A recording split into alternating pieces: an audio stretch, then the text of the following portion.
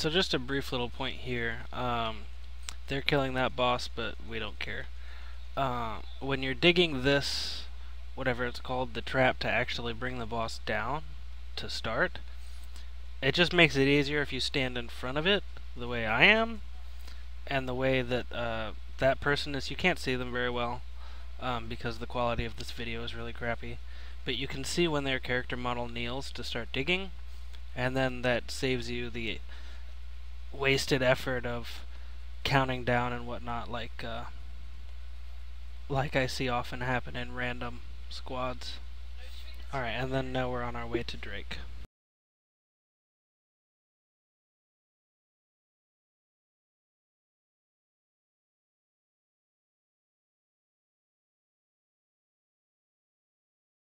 So the new Drake offers now a little math quiz that you have to deal with in addition to the mobs that he spawns. So there I've got the Judgment Drake quest, which is the new reward. On the left side here we'll spawn 4 mobs with a +1 value that we will have to kill to solve his little puzzle. And then on the right side, closest to me, there will be 2 mobs that multiply the value that we have by 2. And then on the far side are 2 mobs that will add 2 to our current value.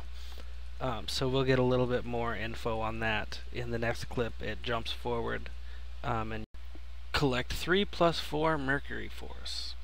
So that's the reason we have to kill mobs. So I kill one that's worth 2, and then the next one I kill is worth 1, and then I multiply what I have by 2, and then I kill another single mob. And then the Drake shouts out, "Oh, you are too powerful because you can do math."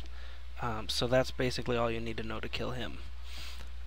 Little side note, you shouldn't attack him if you're the person doing these little mobs down here, just to prevent the tiny drakes from spawning on you and freezing you, because even though I think in most cases they won't kill you, it's just generally easier not to deal with them and their freeze. So that's why they don't spawn on me, is because I didn't touch him. I'm just here to do math. I'm a pacifist. So there's that. And then in the next clip we will catch you, I think, on the way to Toad. Yes, after I'm off these rocks. The giant flaming ball appears just the way it always has, so it'll one-shot you if you stand on it. And then we'll head to Toad. The new thing with Toad is he spawns coins now. So in addition to dealing with the axes, which are horrible, you'll have to do coins. Gold coins explode and kill everyone in the vicinity. Silver coins you have to kill because they turn you into little toads. So what I'm doing here is I'm turning player effects off, because most of the new stuff in this instance, you have to have your effects pretty high up in order to see like the circles and whatnot. And we'll touch on that here at the next boss. I don't believe that Toad has anything really noteworthy.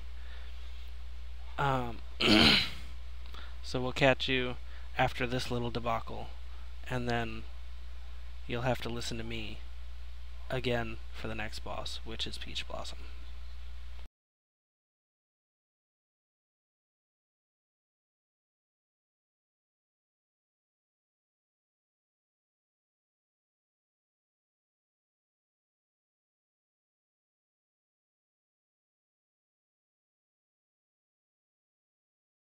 So we killed Toad, we got the chests, now we have to kill the mobs that we always have to kill, right? Nothing new here.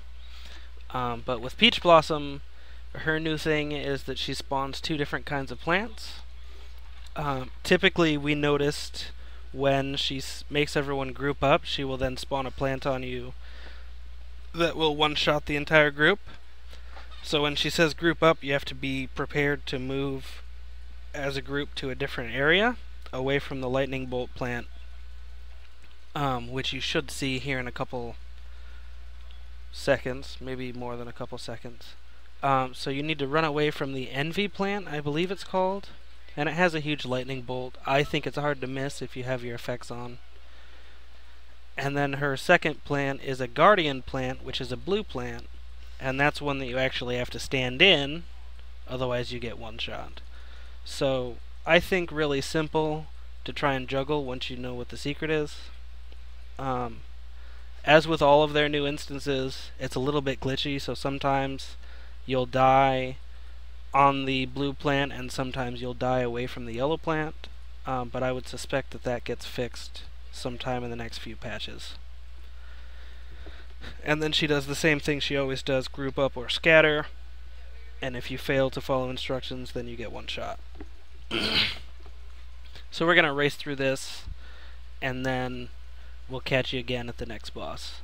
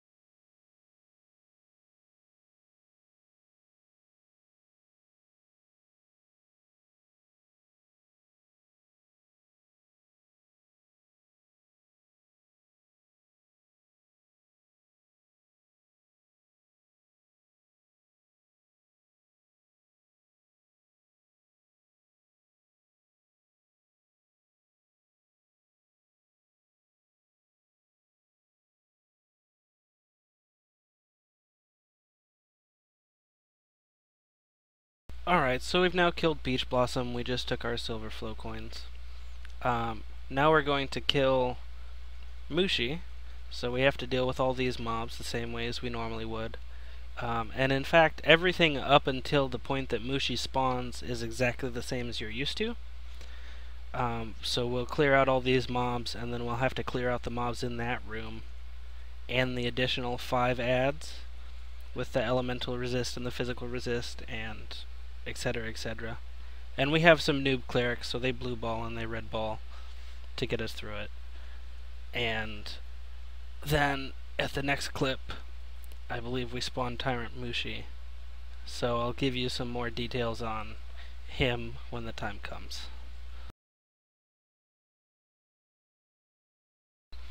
Alright, so we're spawning Tyrant Prince Mushi and pulling him. The new thing that he does, in addition to passing you chi and one-shotting you if you don't 3-spark, is that he also spawns these little chi crystals, and you can see it there on my screen. It's a little bit of a yellow thing. And the deal is you have to attack those until they disappear. And then, if your effects are on, which mine are about to be, you can see this huge bright yellow circle that you have to stand in. And as long as you stand inside that, he won't use his fancy new judgment skill to one-shot you. So he's got the 3-spark one-shot, and he's also got, I think it's a fire AoE, doesn't matter. Stand in the circle and you'll be fine. And the crystal seems to spawn quasi-randomly. There's about 6 spawn points around the outside here. And as long as you run to it, then you're fine. And here is us heading to the new boss.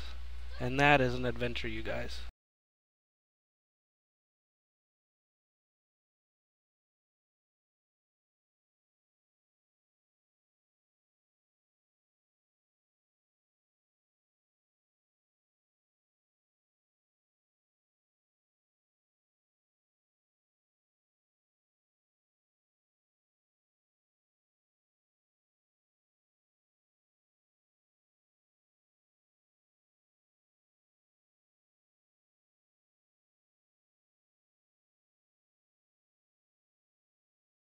Alright, so we are now in the Chamber of Solitude, and we just got our judgment quest for the new boss. She doesn't seem to aggro unless you attack her, so I'm pretty sure here, yeah, she comes floating into my foreground before she moves to the pillar. But the way that we chose to handle this boss again to varying degrees of success, is to have everyone stand on one point to deal with one of the ads that I'll tell you about probably in a few seconds. So we stand on this point until that little pain in the ass ad spawns, and then afterwards you just run around to the other side. And the deal with that ad is that it pulls you the same as Peach Blossom does and the same as the BM skill. And if she successfully pulls you, then you get one shot. So if you're standing behind the pillar, you can't be pulled and you won't get one shot. So that's the deal with that. Additionally, she spawns kind of little crappy ads that kill your channeling. So when you see those little ads spawn, it is advised that you kill them as soon as possible so that you can get back on the boss as soon as possible.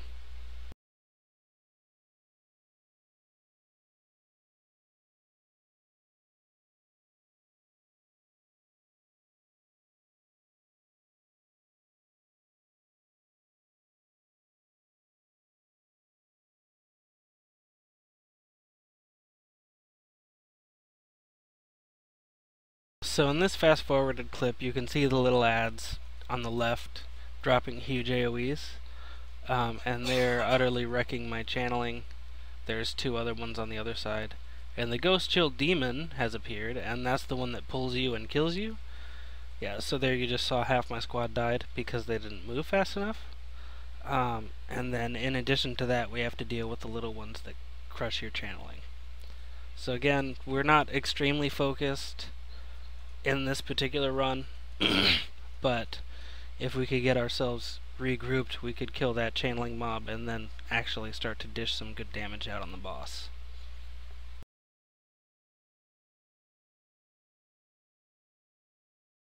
Alright, so starting here in, I don't know, maybe around 10 seconds, the fancy new boss brings back our old favorite boss, which we just finished with. And you can see there she's immune to all elements and physical attacks. And that tells you that there's an ad, and it is Ghost of Tyrant Prince Mushi. So he does the same effect he just did in the last room. Fortunately, he has much less health than he did in the last room, but we still have to kill him before we can actually deal any damage to the new boss, whose name I'm forgetting at the present. But then immediately after we kill him, her status effects disappear and we can actually deal damage to her again. So that's what we're doing right now. Alright, so in addition to all the ads that this boss spawns, she also will shout out two little skills that she uses after her health hits about the halfway mark. And the first one that you had seen was called Dark Curtain, and that is the bane of casters, because if you cast a spell while that status debuff is on you, and it's just popped up, it's a little purple orb, whatever spell you used goes into a 2-minute cooldown. So that's really fantastic to deal with. So the safest bet we used was just to not attack if that came up. The second thing she does, oh yeah, and she's spawning Ghostchill Demons the entire time this is happening. The second skill she does is called Dark Link. So imagine something like the Sin Deathlink skill, because it looks the same. She'll bind herself with a target, and whoever the target is, my video recording isn't very good, the quality kinda sucks, so you can't see the icon very well, but it's a red sword icon that she puts on someone, and then every time they attack her, she heals. So don't take APS sins to the instance. And now that we've done that, we're all finished. That's the end. Congrats on your FlowSilver Judgment run.